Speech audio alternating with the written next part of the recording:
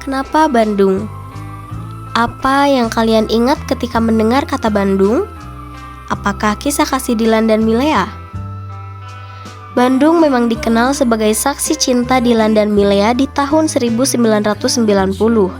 Namun, bukan hanya terkenal dengan kisah kasih Dilan dan Milea dengan warung BM saja. Bandung juga memiliki sejarah yang menjadi saksi berubahnya tatanan dunia yang terjadi pada tahun 1955. Yang mana ketika itu, sebanyak 29 negara dari wilayah Asia dan Afrika berkumpul demi membahas masa depan bangsa yang bebas dan damai.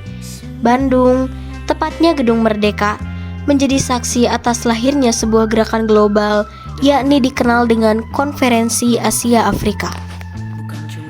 Konferensi ini mempertemukan negara-negara Asia dan Afrika yang bersatu melawan kolonialisme demi memperjuangkan kebebasan dan persamaan hak untuk menciptakan perdamaian dunia.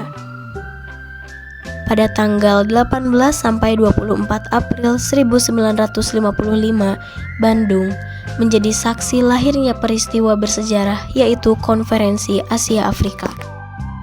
Kini, tempat yang menjadi saksi bersejarah pertemuan tersebut dijadikan sebagai museum guna menjaga memori bersejarah serta menyebarluaskan pengetahuan kepada generasi muda dan masyarakat umum.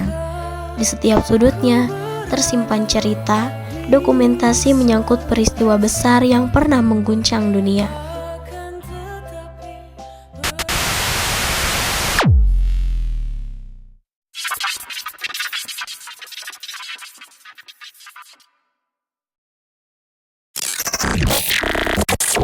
Sajauh ning pangindita satebihing lelengkahan heup di mana diri miara mulang tetep kasalira. Kalau lagi main ke Bandung, jangan lupa untuk mampir ke Museum Asia Afrika. Teman-teman bisa berwisata sambil belajar sejarah loh di sini. Nah, sebelum teman-teman berangkat ke Museum Konferensi Asia Afrika, teman-teman bisa mengecek informasi umum mengenai museum ini di website resmi Museum Konferensi Asia Afrika. Udah dicek belum? Kalau udah, cus langsung berangkat. Nah, jika teman-teman berminat mengunjungi museum ini, ada beberapa aturan yang harus dipatuhi ya.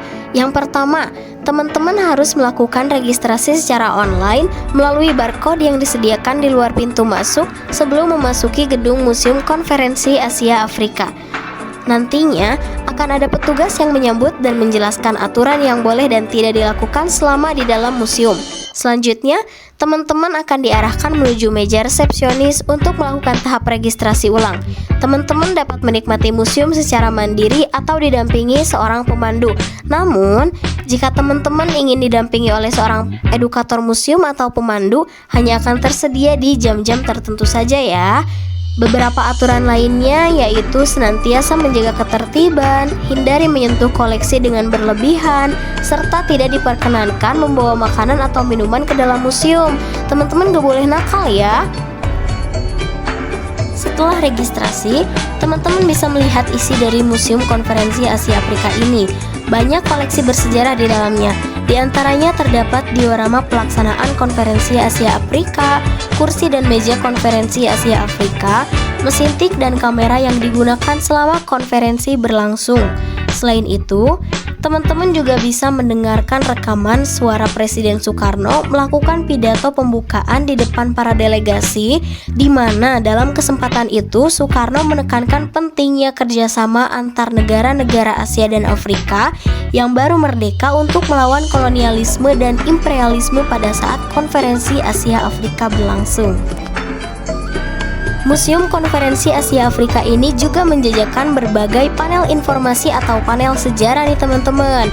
Nah, panel ini berisi dokumentasi serta narasi penjelasan terkait peristiwa Konferensi Asia Afrika yang disusun sebagai media edukasi atau informasi mendalam tentang peristiwa Konferensi Asia Afrika. Teman-teman, ikuti aku lagi ya. Kali ini kita akan melangkah lebih jauh lagi di bagian akhir museum ini. Nah, ini dia ruang rapat bersejarah. Ruang rapat ini dilengkapi dengan meja konferensi panjang, di mana kursi-kursi disusun dengan rapi serta mikrofon yang meniru tata letak asli pada saat konferensi berlangsung. Dan di bagian depan terdapat podium tempat Presiden Soekarno menyampaikan pidato. Menariknya, di ruangan ini terdapat gong yang disebut gong perdamaian. Gong ini melambangkan persatuan, harmoni, juga semangat anti-kolonialisme. Gong ini dihiasi dengan bendera-bendera negara peserta konferensi yang melambangkan keberagaman dan solidaritas antar bangsa. Oh iya, selain koleksi benda-benda dan narasi, Museum Konferensi Asia Afrika juga terdapat perpustakaan loh teman-teman. Perpustakaan ini dirancang sebagai pusat informasi dokumentasi yang kaya akan literatur, koleksi buku, majalah, surat kabar, serta arsip lainnya yang digunakan selama konferensi. Tidak hanya itu, perpustakaan museum juga menyediakan banyak buku tentang sejarah, sosial, politik, dan budaya negara-negara Asia Afrika. Teman-teman tahu nggak sih, Museum Konferensi Asia Afrika ini selalu ramai dikunjungi oleh pengunjung lokal hingga internasional, karena museum ini merupakan warisan yang akan terus hidup, menyatukan bangsa-bangsa, serta mengingatkan kita bahwa perdamaian merupakan warisan yang harus dijaga. Jadi, kalian udah pernah kesini belum?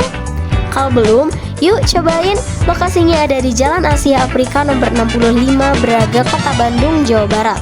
Masuk museum ini gratis alias tidak dipungut biaya sama sekali loh teman-teman. Nah, selain itu teman-teman bisa berwisata sambil belajar bareng pasangan, orang tua, atau sahabat kalian di sini. Jadi, kapan lagi kita akan jalan-jalan sambil belajar tentang sejarah?